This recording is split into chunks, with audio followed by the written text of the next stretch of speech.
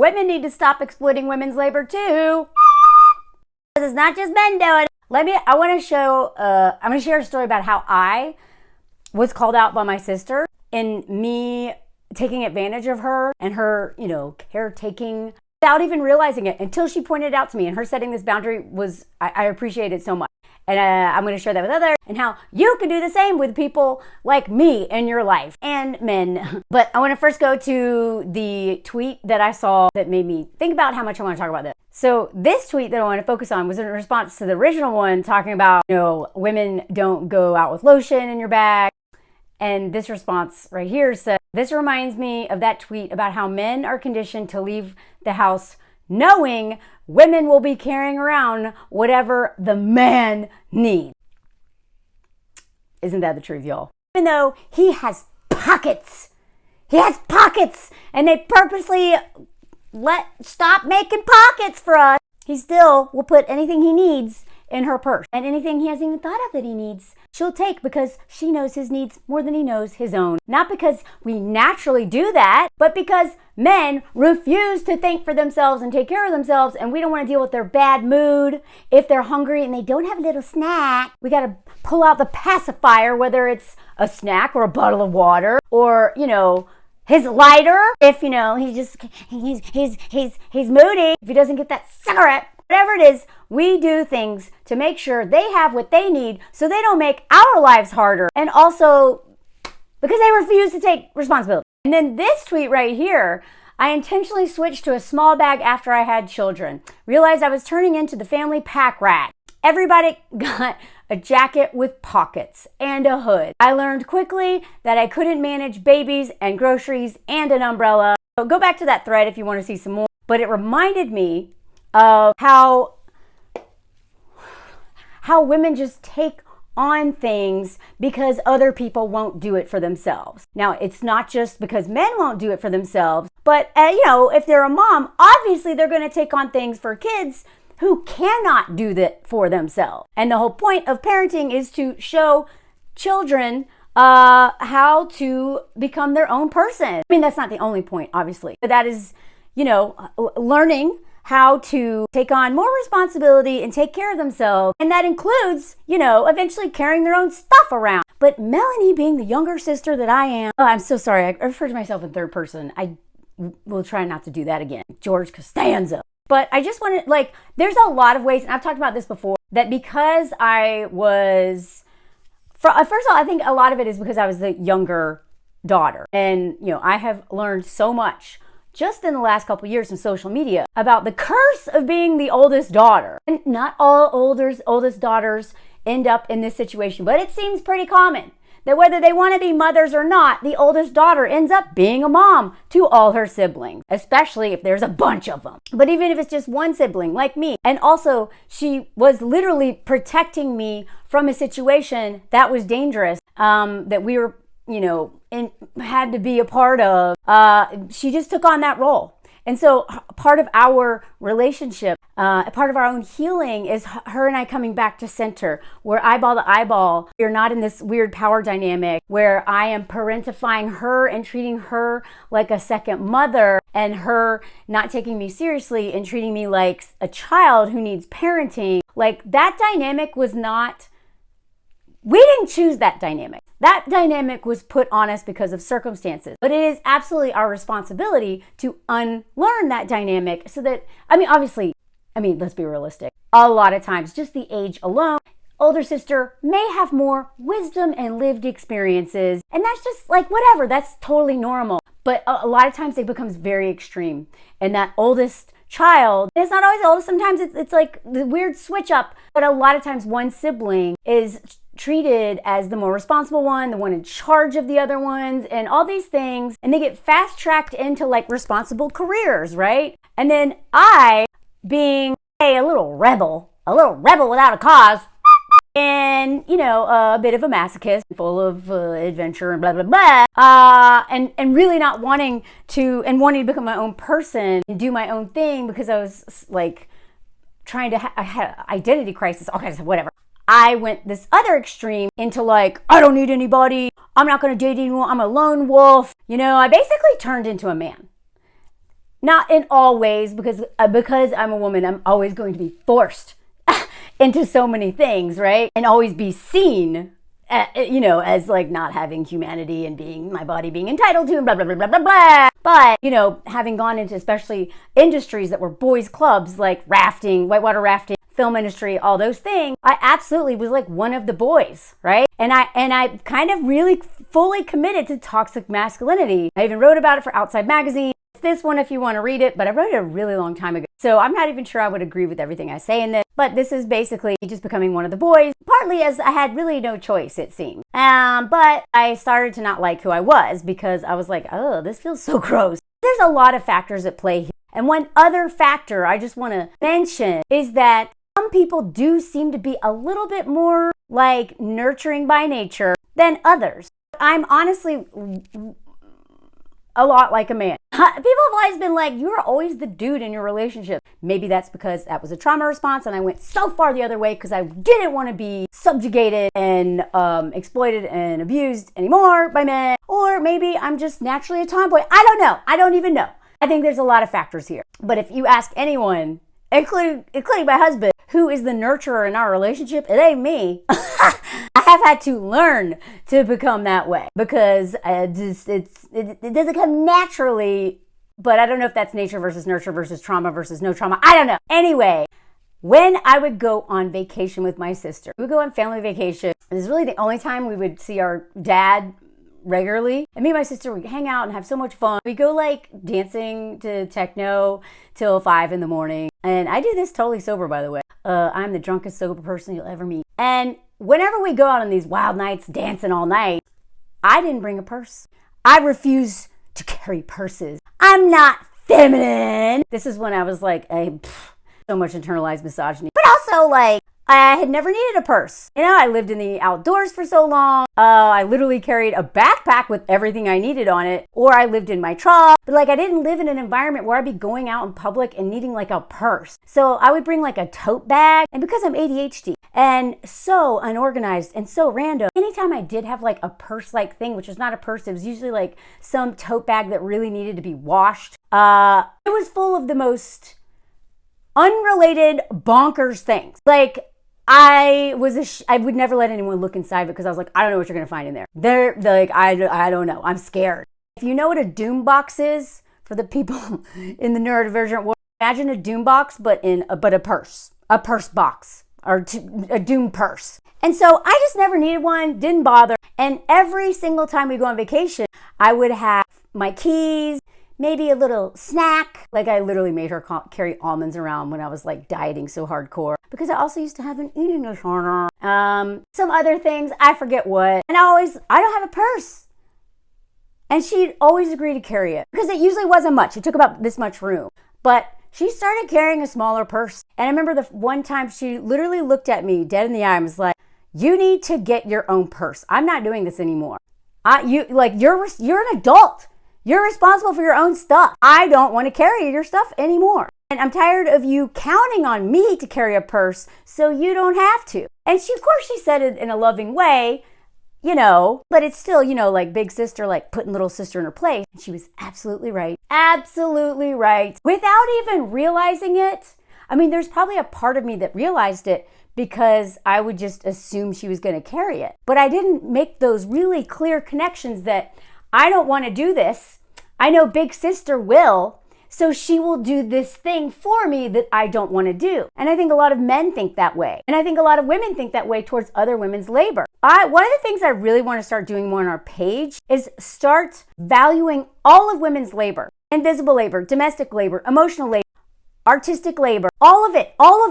It's all so valuable. And I can't tell you how much women don't value our own labor. So if we don't even value our own labor and women don't value each other's labor, men definitely are never going to value our labor. So regardless of what they do, let's focus on us. If you are a mom or just a woman who carries a purse or just a person who carries a purse and people are always putting their stuff in your purse because they don't want to carry it and you're starting to get pissed about it, carry a smaller bag. Start setting boundaries around it. They may not like it, but they'll adapt. Hopefully, they will understand. Little bitty things will add up. You valuing yourself. Because I've been noticing more and more, especially because, I have a lot of friends who are moms. I have a mom and a stepmom, and I was a nanny. And so I've been observing things for a long time. Like my friends, them realizing, like hitting their max with how much they do as mothers themselves. And I think, yes, we need men to start doing what they need to do. We need to start also seeing how it's not just men exploiting women's labor, and also how a lot of times people are just not going to stop doing this until the person they're doing it to is like no. And there's so many ways that mothers are absolutely taken advantage of by literally everybody. I mean, I am sure that they're doing so much at school, so much at church, and it's not just moms. Okay, maybe it is about this too, right? Like all women, we are all exploited for our labor by everybody, right? But I just want to focus on moms in this particular video, because even though I am child-free, I will absolutely fight for and advocate for mothers with my dying breath. And one of the things that, just two years ago, I learned about Christmas magic. Boy, did that blow my mind. I started to see all the ways that I was able to just coast into holidays like Christmas, just like a man would.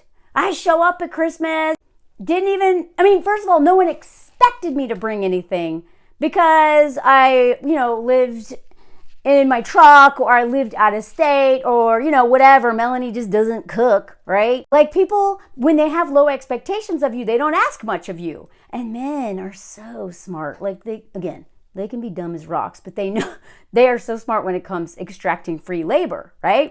And so they figured out that if you have low expectations and your bar is super low, as a father, or when dating, or as a husband, or whatever, or even as a friend, and definitely as a coworker, right? I can't tell you how many men I've worked with in a mostly, environment with mostly women, and like the men just like a little king baby at work. We do all the side work when we're waiting tables.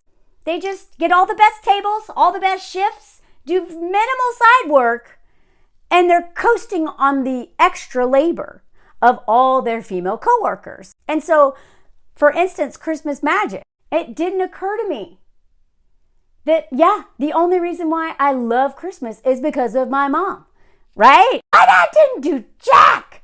And even on the rare occasion he wrapped a present, because we would spend Christmas Eve at his house, he purposely wrapped it wrong. You could see, you could see what it was. He wouldn't even cover the whole thing. As soon as you picked it up, it's like, the box saying blah, blah, blah. And I was just like, God, he may have carried the tree. Maybe tied it to the roof. I don't know. Probably the dude at the Christmas tree place did that too. He literally just carried the tree. Decorating the tree, buying the Christmas presents, wrapping the Christmas presents, thinking about the Christmas presents, asking about the Christmas presents, like all that stuff almost always falls on women, especially the mothers in those families, or grandmothers, or whatever. And so when I started to realize just how much, didn't realize just how much work women were doing and had been doing in my life. And so I started being like, whoa, I don't want to participate. Okay, now I know to ask, what can I bring, instead of just showing up, or not even asking what I can bring. I say, even framing it like, hey, I'd like to bring this. I never spend Christmas with my family anymore anyway, because I'm an immigrant and I'm over here usually. And my mother-in-law won't let me make anything. And I love that for me. Because unlike a lot of mother-in-laws, she doesn't expect me to audition as like the woman who's going to just be, you know what I mean? Anyway, I've done videos on that. It's a whole separate conversation. But even say, hey, I would like, can I bring this dish? Or do you already have that? If not, let me know if you have a better idea. Like, for instance, with my niece's presents, I try to ask anyone but my sister. I'll ask my mom and my stepmom, what did you get them? Or do you know what they want? So that I don't have to burden my sister with that additional question, because I only see them once a year, and they grow so fast and their interests change like this. And I can't reach out to them individually yet because they don't have the phones. So I want to get them something special, but I don't want to put anything else on my sister, right? So I collaborate with the grandparents, right? Like stuff like that. I'm still learning here. Anthony and I are both still learning here. But I have started to understand how much I benefit from all this labor of women, and I always have. And even though I am one of those women, I have definitely benefited more than the average woman because I'm not a mom, because I was not parentified as a daughter, because I lived like a man for so long and did what I wanted to do and centered myself, which is definitely one of the best things I ever did, because I was not parenting and I wasn't attached to a man who tried to make me center him or any of those things. I was just in cruise control as like, I'm just here, I'm doing what I want. But as I started to deconstruct the toxic masculinity that I had kind of aligned with and really wanted to focus on community building without losing that decentering men and romantic love, focus, I started to really understand, how do I show up for the women in my life? How do I stop taking advantage of or exploiting, whether I realize I'm doing it or not? How do I contribute rather than take, right? Like I've said, so many women will bully other women into doing things for them if they have a man that's exploiting the crap out of them. If they have, whatever. So I just want us to be thinking like bigger, right? Decentering men has nothing to do with men a lot of the time. It is more about centering yourself in terms of what do I need, centering your safety, right? Like even pausing. And so for a lot of moms, what that looks like is, wait a second, I'm carrying an enormous purse full of all of their crap, and they just expect me to, like a donkey. Or I don't know if they do that with donkeys anymore. I hope not. I love donkeys. It's my favorite animal. Remind me to show you the videos of baby donkey, just to cleanse the timeline every once in a while, this hard stuff. Part of that is literally anyone who follows me, wherever you're at, start seeing how maybe you're doing too much. If you are a woman who's dating men, are you doing too much? Because it's probably why these men, you end up in relationships with men who really don't respect you, because we do too much right out of the gate. If you're a parent, if you're a daughter, taking care of your parents, that is a very complicated situation, but literally just starting to assess things, starting to really pause and ask, what can you actually do versus what you should do, right? That's just why I want people to start getting into that mindset. It's so hard, and that's still not my default. But at least I'm like, wait, I'm so mad right now. Why am I mad? Oh, I'm feeling a little exploited because I'm doing this thing I shouldn't be doing. Hey, I don't want to do this thing, right? Like sometimes it takes a few steps for me to get there, but centering your intuition, pausing, even just being like, wait, why am I doing this? So many things I realized I shouldn't be doing because I paused and I was like, why am I doing this? Am I really doing this for me? Or am I doing this for something else or something I should do, right? Even with Anthony, my Liz gave me a really great test for this, because a lot of times I'm like, I don't want to be a wife, so I'm not doing this. But it's a little rigid and it's a little extreme, and it's actually not kind where my mind goes in this like really extreme thinking. And Liz was like, well, whenever you're not sure whether you're doing this as like a woman in patriarchy or if you're literally doing this because you care about your partner, then stop and say, would I do this for Liz? Like sometimes and I'm like, oh, well, absolutely. So then I'm like, okay, duh, Melanie, you love this person. They're your best friend. Of course, taking care of them when they're sick. That is not like being wife under patriarchy. That's literally caring for someone you love who absolutely drops everything when you're sick. Like sometimes I'm so extreme. I'm like, I shouldn't have to, bring him something. When he does that for me all the time. Checks out. I mean, he's literally, I am like, definitely not, I don't have like nurse in me. It comes so natural to him, not to me. So I have to like make myself do these things that someone would do if they care for somebody. And then also, but then I caught up and being like, yeah, but and so I'm like, okay, just pause. Would you do this for someone that you really love? Who would do the same for you? Yeah, absolutely. I know sorry, I'm going off on a little tangent. What's new? But just that pause and asking, why am I doing this? That is such a great place to start, especially if you're kind of new to this work and especially if you have a lot of codependency. Anyway, I don't know if this is helpful. Let me know in the comments. Thank you for being here. Please hit notifications, share, comment, like, all that stuff really helps me reach my audience, because the algorithm doesn't always algorithm very well. And again, let me know what you think and add anything to this conversation.